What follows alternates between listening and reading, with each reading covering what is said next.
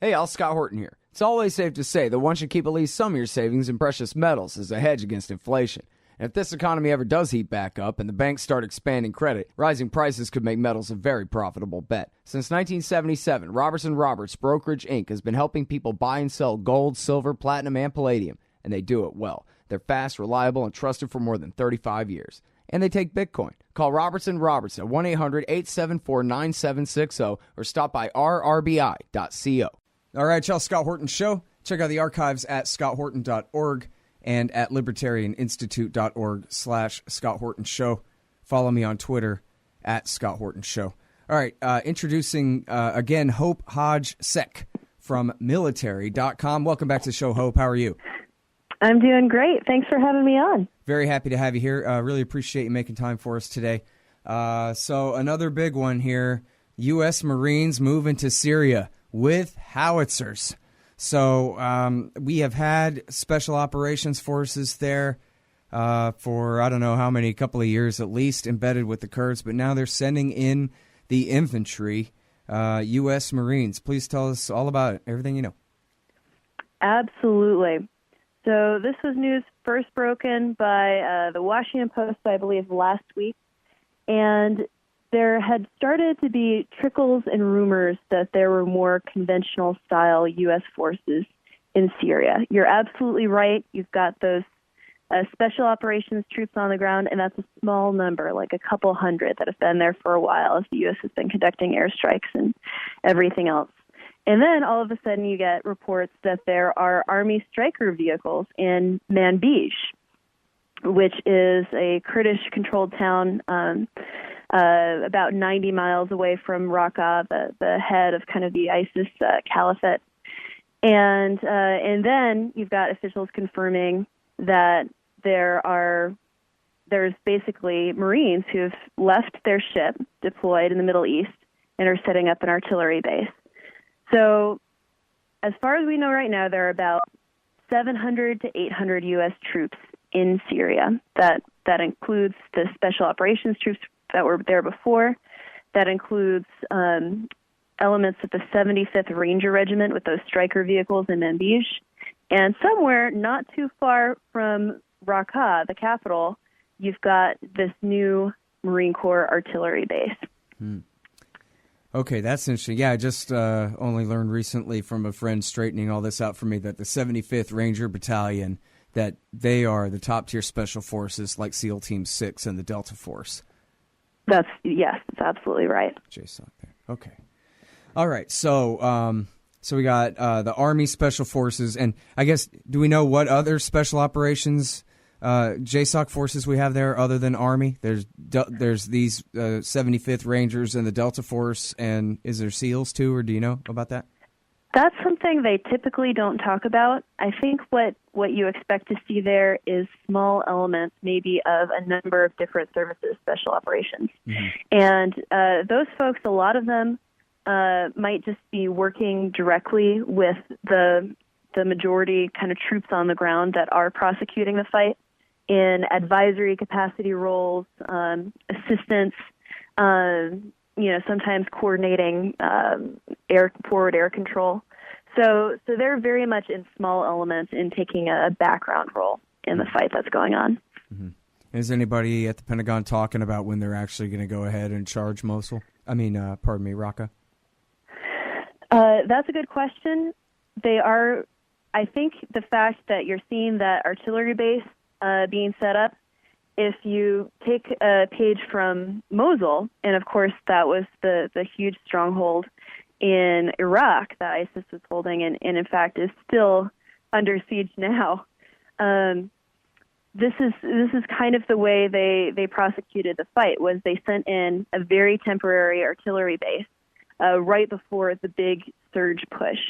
In that way you've got those M777 howitzers that have those very powerful rounds that can travel anywhere from 25 to 40 miles.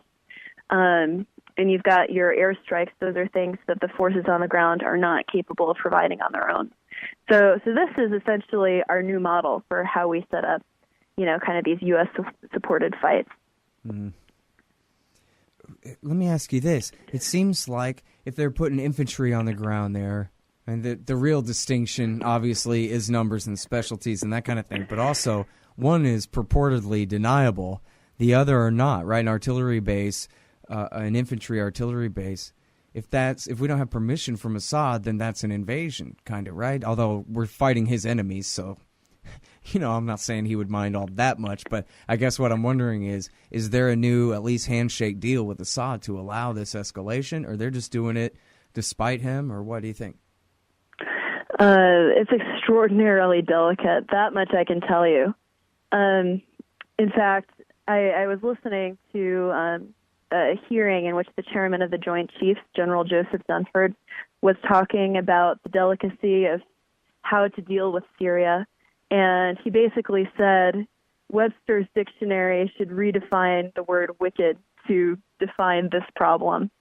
And so do I know if there's a new deal? That much has not been made public yet. There are troop caps. That's something, self-imposed by the Pentagon, that you can't have more than, I believe it's 500 troops in Syria. And technically none of them are boots on the ground. And that's something that has been temporarily lifted to prosecute this assault on Raqqa. And this, I don't know if you knew this, but we're now learning that there are some 2,500 troops with the 82nd Airborne that are standing by in Kuwait to potentially move into either Iraq or Syria to continue this fight. And so are we entering a new category of this war? It's possible. And I think there are a lot of reasons that military commanders are very nervous about what the outcome of that would be. Mm-hmm. Is anybody talking about, man, what are we going to do after we're done rousting the Islamic State out of Mosul and Raqqa? We can't, just disintegrate them. They won't be a state anymore, but there will still be this group there. And are they adopting this PAL doctrine nonsense about now we own it and we have to stay in these cities forever again and wage a counterinsurgency doctrine style, occupation and nation-building effort? Are they going to abandon the place to the Shiite militias, or have they thought this far ahead? Great question. This is something that General Dunford addressed directly a few weeks ago in the same address that I referenced, and he basically said the goal right now is to weaken the Islamic State, or ISIS, to the point that the local forces on the ground and eventually, maybe even civilian law enforcement, kind of like local smallest element forces can deal with them, can defend against them on their own terms. And after that, we're out. So you're hearing kind of a very different kind of language about what our intentions are, that it's just to get rid of the threat, at least to the point that the local people can deal with it. Now, will that work? And will that seem like a good idea a year from now or 2 years from now? That remains to be seen. Man, well, I mean, if you go back to the journalism about how they took Raqqa, there were just a few hundred of them that were able to seize the city, so in the first place. So anyway, I don't know. All right. Can I ask you to tell me more about the U.S. Marines that have been sent to the Helmand province in southern Afghanistan? Absolutely. No, they haven't arrived yet. I believe they are supposed to deploy next month, although the Marine Corps never releases really precise deployment dates. So you've got about 300 Marines. Most of them are infantry, and you've got some support elements. And they're going to be called Task Force Southwest. They are going back to Helmand Province. That's the very violent, very kinetic, as they say, province in the south of Afghanistan, where the Marines did most of their fighting. And they're going to be taking up a position that's been held by an Army task force called Task Force Forge. So their job is essentially to back up the Afghan National Army troops on the ground, push back the insurgents who have, ever since the Marines left in 2014, they have made an incredible comeback. So that's what they're doing, and they're essentially helping the Afghan forces to hold the line. To hold the line, is it right that this means just to prevent the fall of Lashkar-Gah, the provincial capital, or something else? That is a huge part of it. So it's not just Lashkar-Gah. There are a lot of regions in the area that the Marine Corps prior to 2014 fought really hard to take and to drive the insurgents and the Taliban out. And so I think that it's going to be a broader effort than just Lashkar-Gah.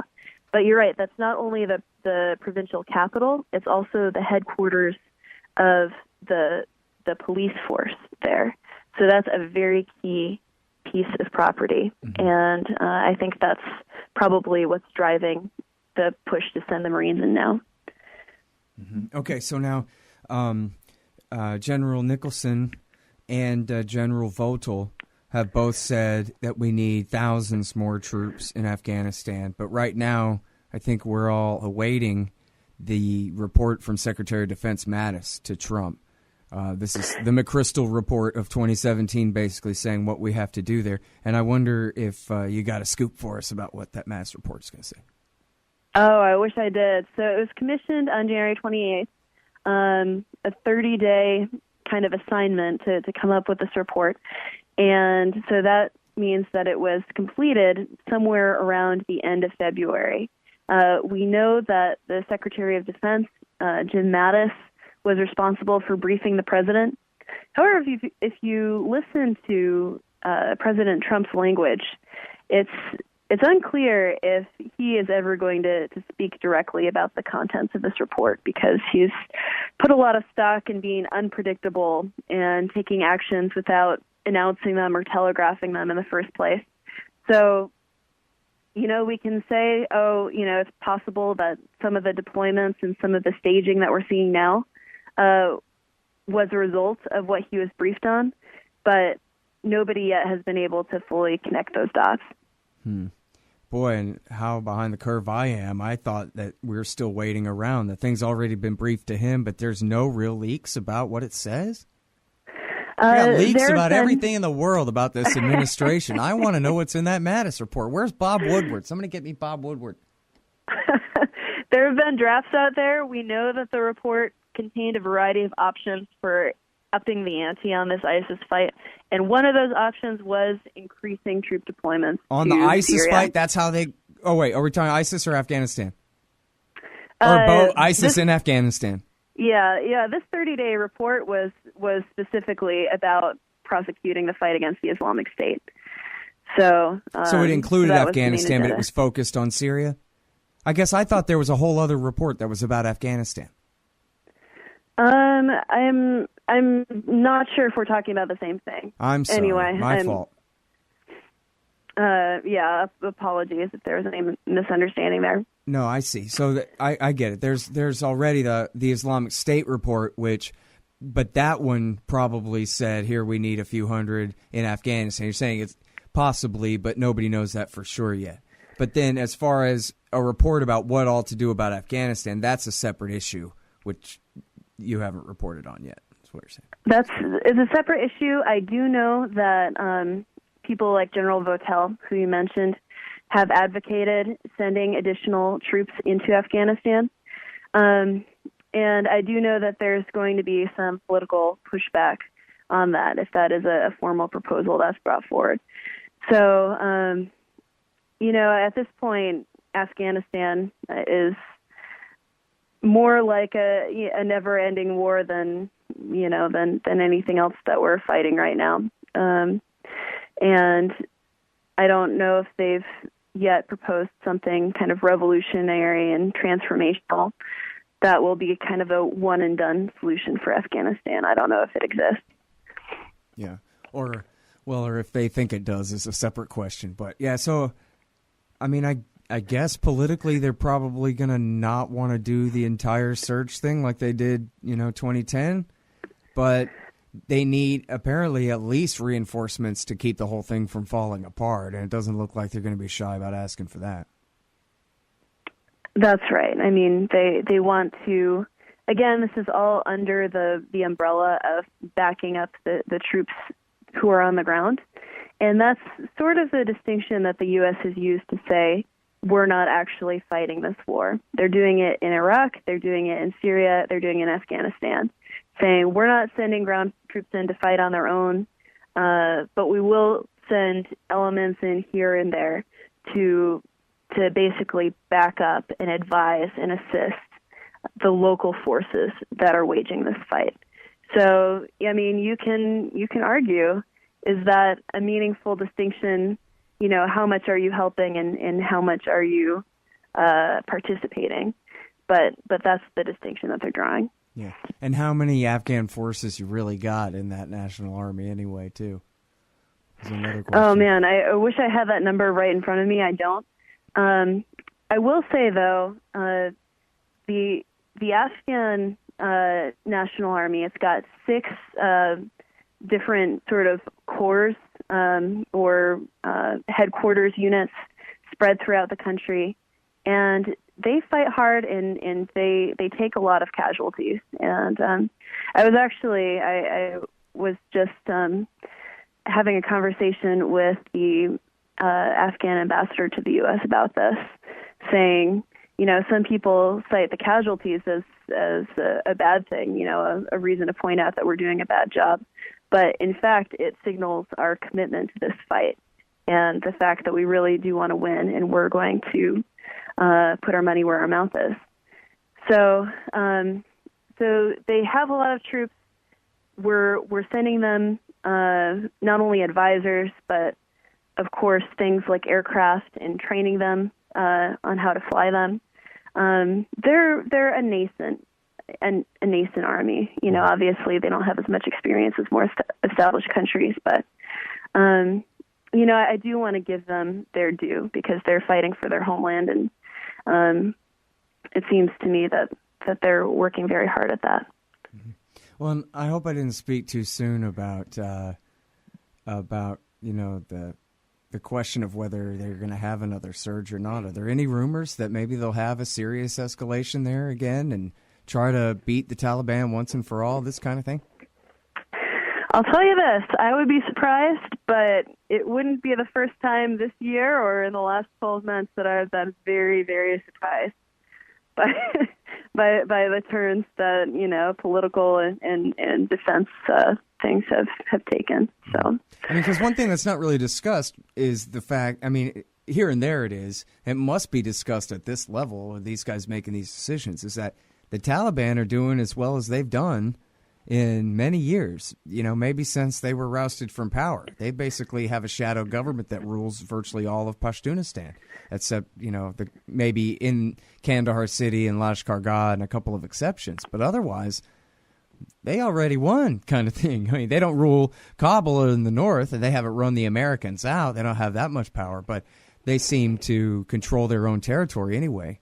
And so it seems like if they want to change that, they're going to need all the Marines, not a few hundred here or there.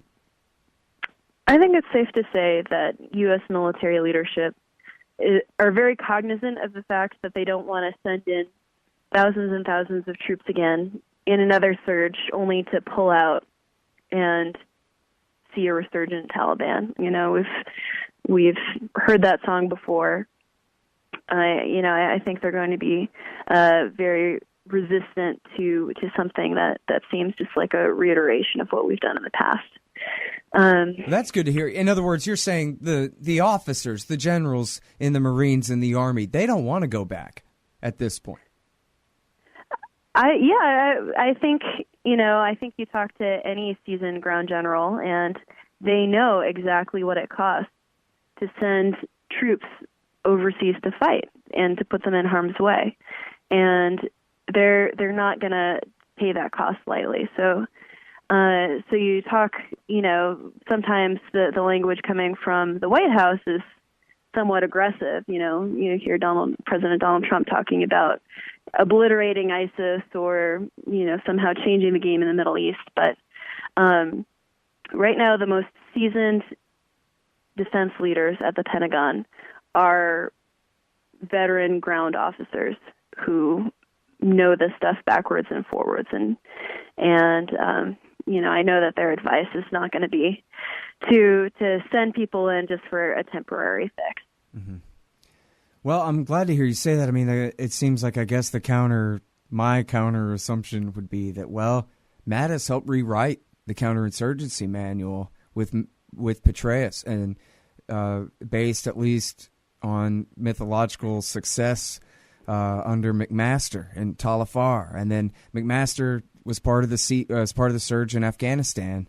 That Mattis was later the head of CENTCOM, overseeing the Afghan war, and Dunford was the former commander of the Afghan war. So it seems like they have a lot at stake if leaving, or at least not escalating, but leaving it the status quo is going to mean this much or even greater future success for the Taliban, that they have to basically accept that as their failure, right? And their other option, of course, is always escalate. As long as the war's still going on, they can't really run us off. We have more military power than them when it comes down to it. We could stay forever if we wanted to. And if the other option is admitting defeat, seems like they might. I don't know.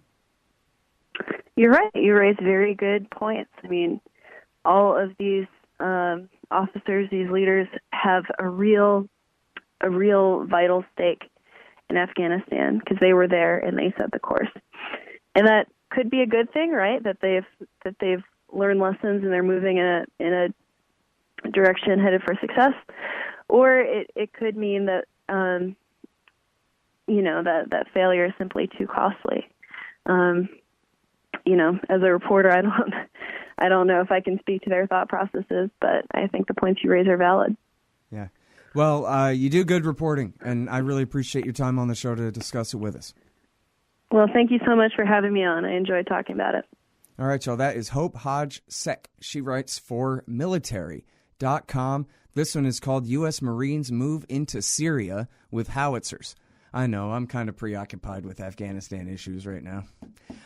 Thanks, you guys, for listening to the show. I'm Scott Horton. Go to scotthorton.org, to libertarianinstitute.org, and follow me on Twitter at Scott Horton Show. Thanks.